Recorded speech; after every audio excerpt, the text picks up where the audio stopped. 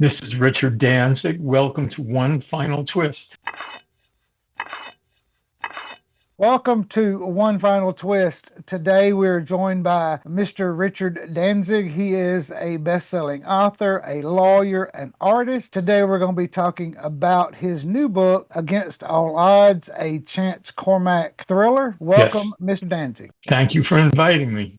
Tell us a little bit about your new book. The new book is the fourth book in a series. They're all legal thrillers, and they follow the career primarily of an attorney who practices in Brooklyn, New York. He's a litigator. And there's a cast of characters that you follow through sort of the arc of his career. Tell me about where the idea for Chance, where did he come from? He's very interesting. Yeah, well, obviously, a lot of Chance comes from my experiences. I also tried to embody in Chance the best qualities of a lawyer in my mind. So he attempts to practice ethically. He puts his clients' interests above all else, and obviously is faced with the realities of the legal system and corruptions that exist.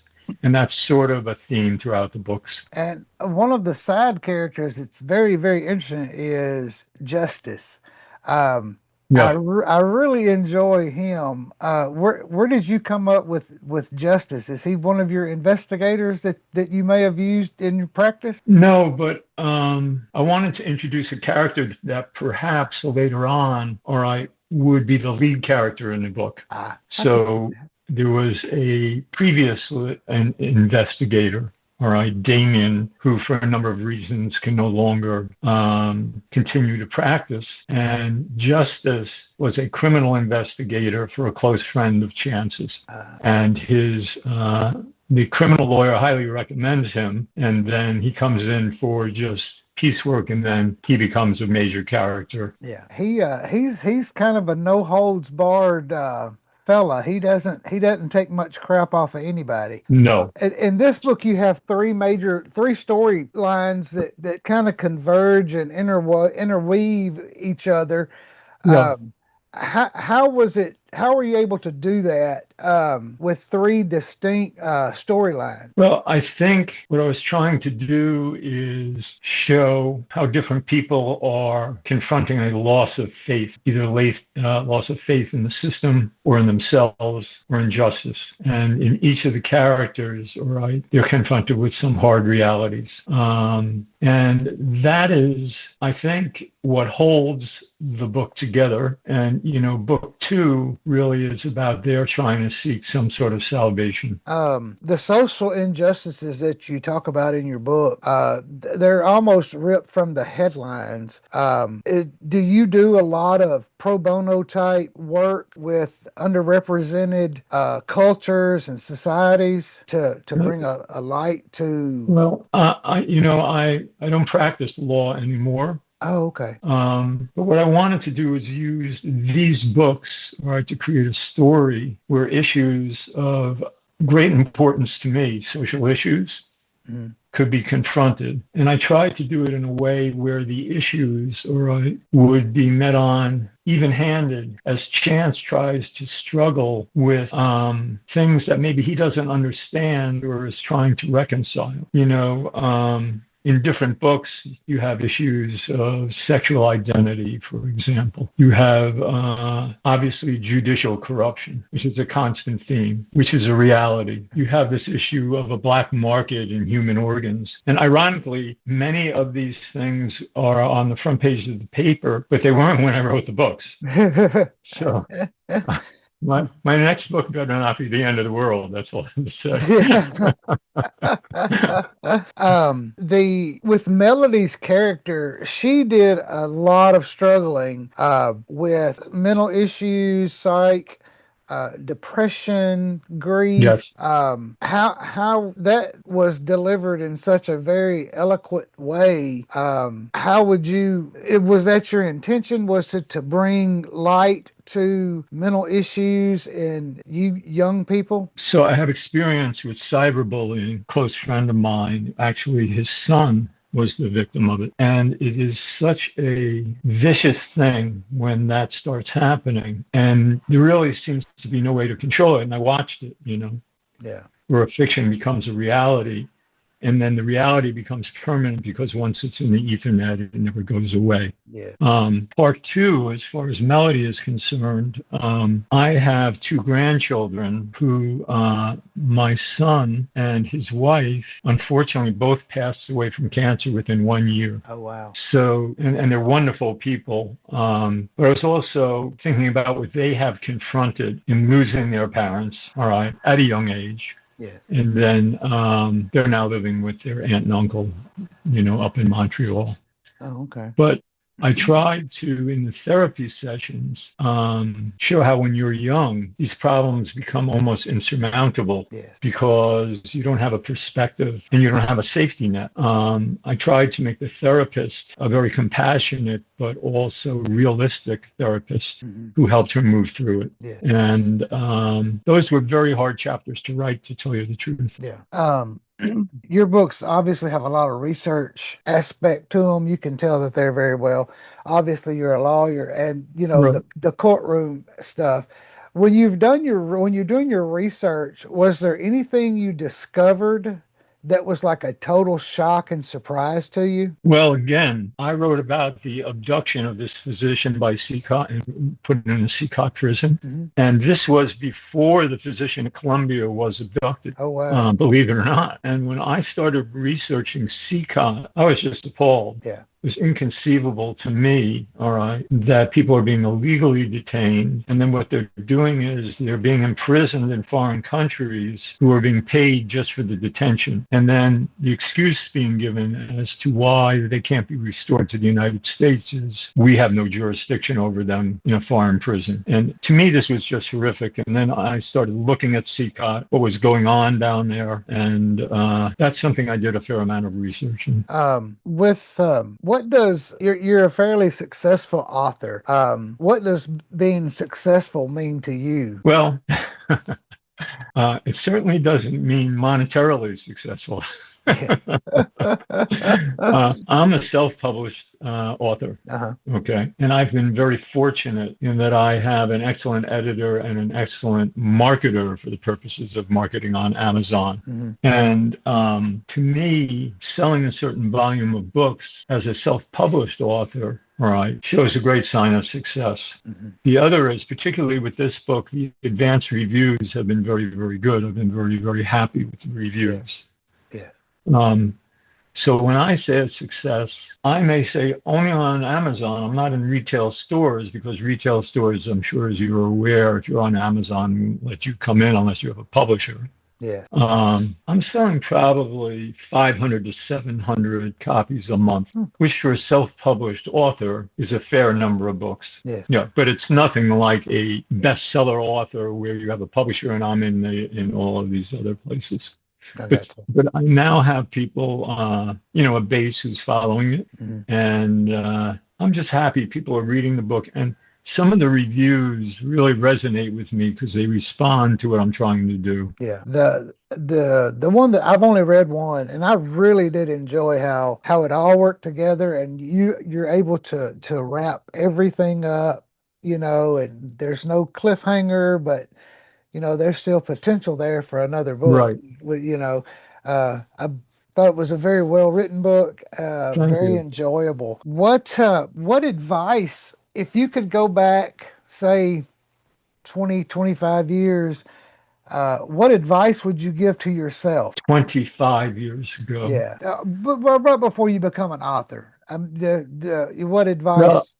Well, my career has been very interesting. I'm like Chance in that I was never with a large firm. A lot of those things are me. Yeah. So the law sort of took me to the dance, and I had the opportunity to do a lot of things. Yeah. And I started some companies like We the People, a walk-in legal document company. A Paralegal Institute. And then I was able to pursue other ventures that weren't necessarily just practicing law, but the law introduced me to people who I could work with. As far as writing, it's interesting. art and writing were very much the same to me.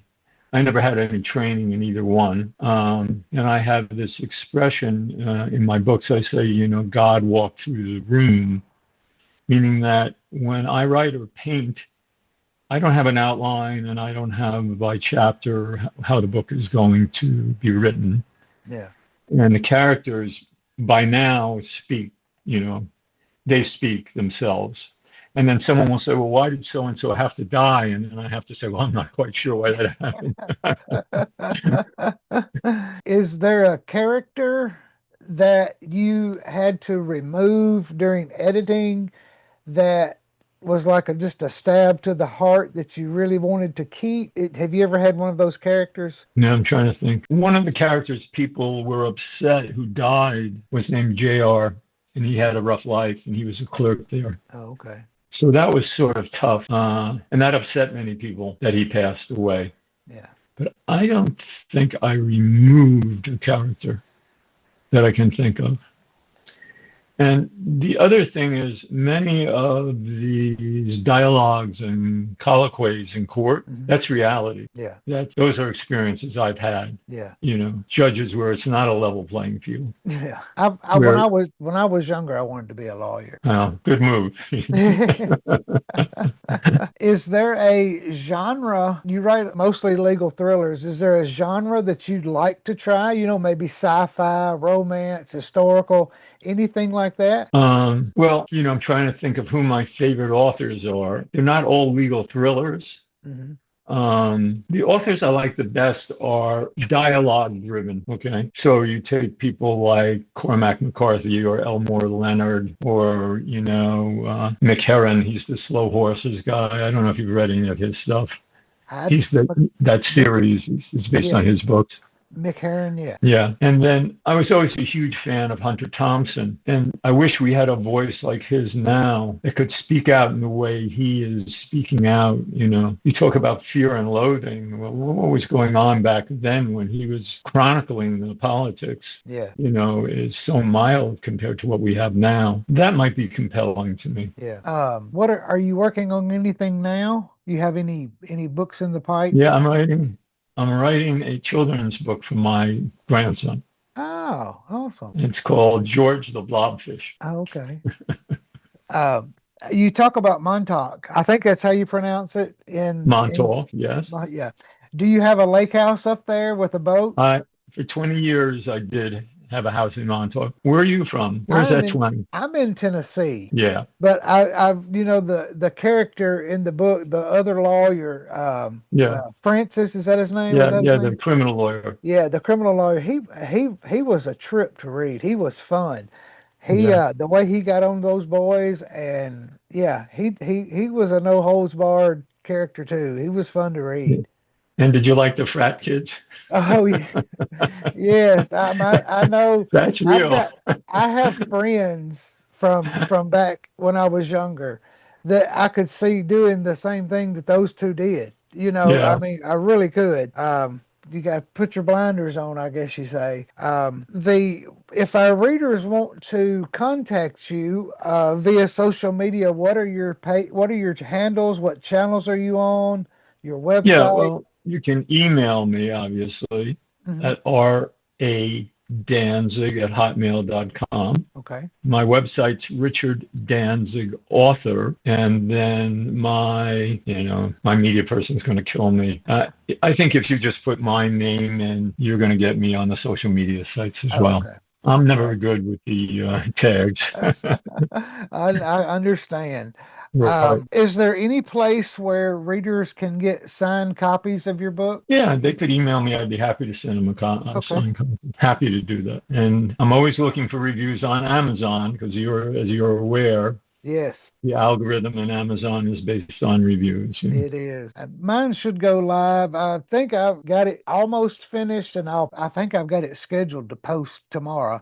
So I've got to get that finished up. So you kind of mentioned earlier, you just write by the seat of your pants. You just start at one point and continue? Yeah, when I'm writing, I usually write 4 hours every morning, and I write continuously for 4 hours. And then I'm very fortunate. The editor I have, I send her the completed chapters at the end of each day. Oh, She edits that each day and sends it back. So it's a work in progress as we're doing it okay. and we're refining it. And we found that that works very well in the end. I'm not re-editing the whole book, although obviously it has to do a final review in the end. Yeah. How long does it take you to finish one of your books? About average. I know each of them is Yeah, it different. takes about a year to write it, and then the editing, maybe, 3 or 4 months. Yeah, that's good. Have you got a title for your next book, for your next Chance book? No, I haven't thought Okay. of that yet, but I'll tell you something interesting.